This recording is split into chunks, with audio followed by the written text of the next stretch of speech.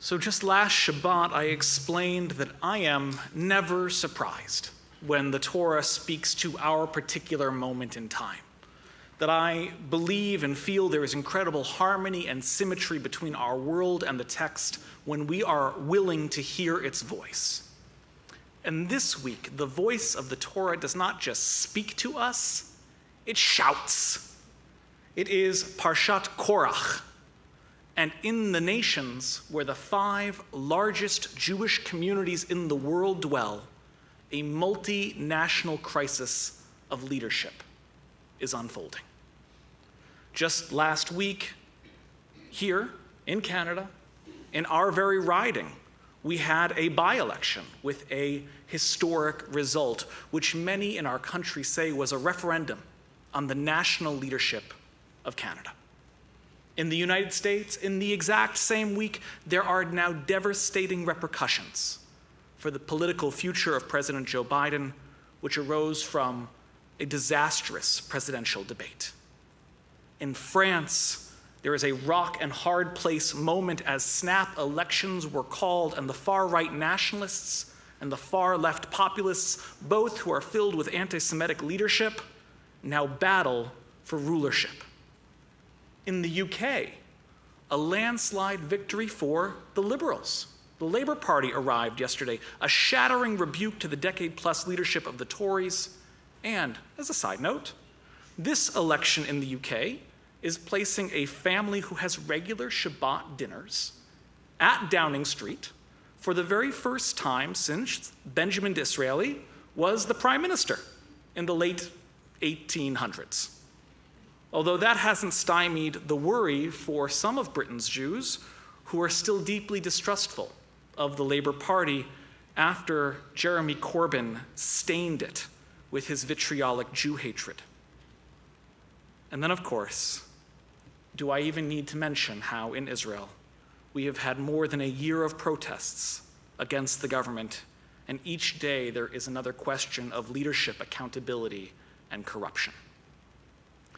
Leadership is in crisis across our world. Leadership is being challenged across our world. And Parshat Korach details the challenge to the leadership of Moses. The entire generation that left Egypt has been judged and is now doomed to die in the wilderness. And it is in this terrible tension that Korach ben Izchar, a member of the Levite clan, cousin to Moses, gathers to himself an insurrectionist group composed of disaffected leadership of 250 high-ranking tribal leaders, and he attempts to stage a coup. Korach speaks, "You have gone too far, Moses. Every one of God's people is holy. God dwells among us. Who are you to place yourself higher than us?" And this is, of course, the great and classic critique of those in power after a national crisis. You failed your mandate. You have taken advantage of your power. Things are worse than when you started. You have enriched yourself on the backs of us, and now it's time for change. And sometimes when these critiques arise, they are valid. They are fair. One could, many do, argue that a healthy democratic government is one in which leadership transitions occur at regular intervals. That these challenges and rotations to leadership are not a negative thing. They are, in fact, the very point of a multi-party system. This is how you hold your leaders accountable. Because, if we're honest, there are politicians, there are leaders who do all of the things that Korach describes. But Moses is not one of them. And our rabbis understand that the dramatic end of Korach's insurrection, where the earth literally swallows the rebels, is a sign of how unfair the critique and allegations against the leadership are. Our rabbis teach us in the Mishnah that machloket, disagreement, can and does exist in heaven's name. To disagree with your leaders, your teachers, your peers, it's not an evil thing. No, it's a holy thing, in fact, as long as it's done from a place of compassion and respect. and the existence of the house of Hillel and the house of Shammai, these are the proof that disagreement in heaven's name is worthy. And we study their disagreements until this very day. But there is a kind of disagreement which does not merit holy status, and the rabbis say that Korach's disagreement with Moses is our primary example of such a disagreement. It is meant to be settled, it is meant to be forgotten. And our ancient rabbis were content to leave Korach as a rebellious, one-note villain. But, there's always a but, in the last few centuries, our tradition has re-examined Korach. The Izbecher Rabbi, a 19th century Hasidic rabbi, argues that the things that we read in the Torah are not the only things that Korach said. They are the good things that he said, the things that have a root of truth, a little spark of holiness inside of them, the best of his arguments. He said a lot of other things too, things that had no value, no truth, no holiness, and so the Torah does not bother to recall them at all or pass them on. These forgotten words are the machloket lo l'shem shemayim, the disagreements that are not for the sake of heaven. And therefore, when you read Korach's words in the Torah, you should understand that they're being preserved for a reason. They contain value.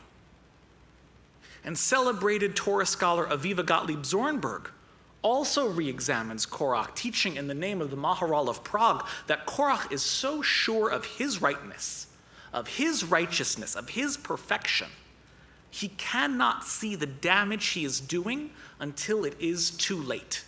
She says, quote, "He is the one who is so right, there's no room for discussion.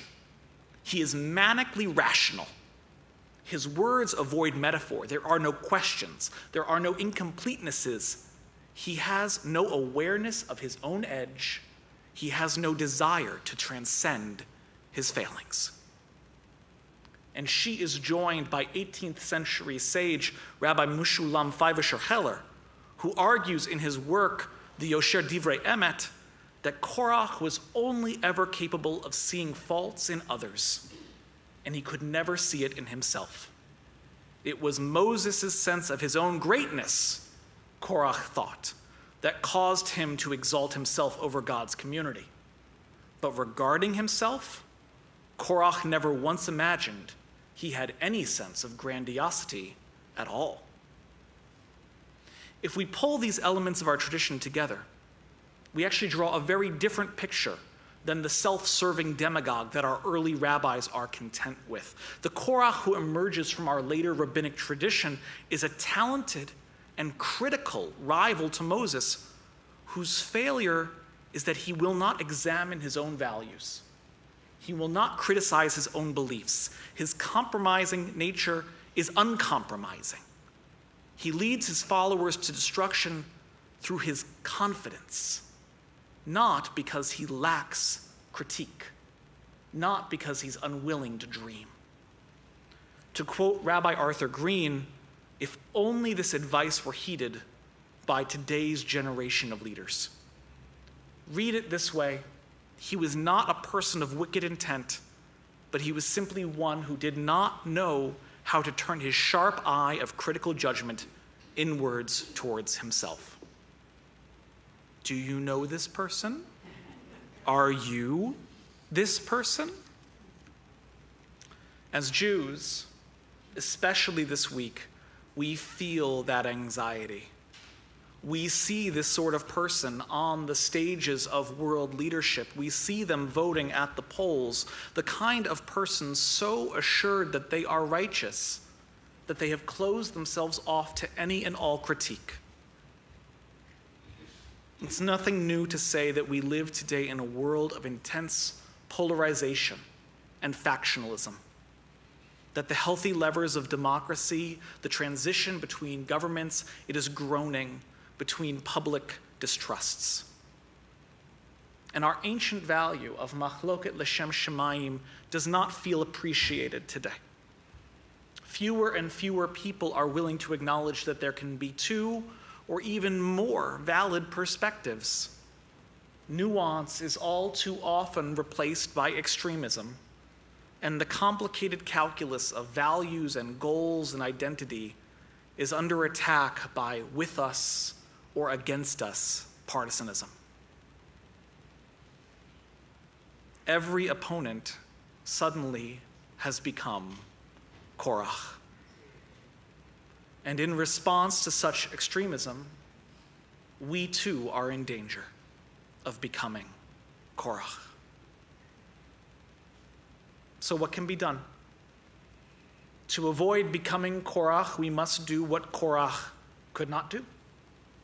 We have to continuously examine and interrogate our own personal beliefs and our values and our positions, so that in a world that faces massive challenges of leadership, we identify and support honestly the leaders who represent us for the best of our community, for the best of our world, and for the best of the Jewish people, even and especially when our first glance, our initial bias, might pull us away. And the opposite is also true. We must identify those who, by either willful hatred or puritanical blindness, would seek to cause us harm, even if at first glance we may agree with their position or their politics or who they view as their enemies. This is not just an idea that is designed to make us more safe or more full members of civil society. This is a Jewish spiritual concept. It is so key to Judaism that Rabbi Shani Gross, the Senior Director of Education for Pardes North America, teaches that when we are aware of our own bias, it is the first step in transforming a machloket from the depths, from a machloket that is lo b'shem shemayim, a machloket that is doomed to be forgotten, like Korach and Moses, to the height of Shammai and Hillel's mutual admiration. Rabbi Shani teaches that to see God in your own vision, in your own view, is easy. But to see God in the views of those you disagree with, that is what begins the redemption of the world. As this summer continues, the challenges and transformations of leadership across our world will continue to play out. And so in these coming days, may we heed the voice of Torah. May we be vigilant and honest, engaged and fair. May we be far from the ways of Korach, who could see no way forward but his own. And may our disagreements be for the sake of heaven, for the health of our good country, and for the continued strength of our people Israel. And together we say, Amen. Shabbat Shalom.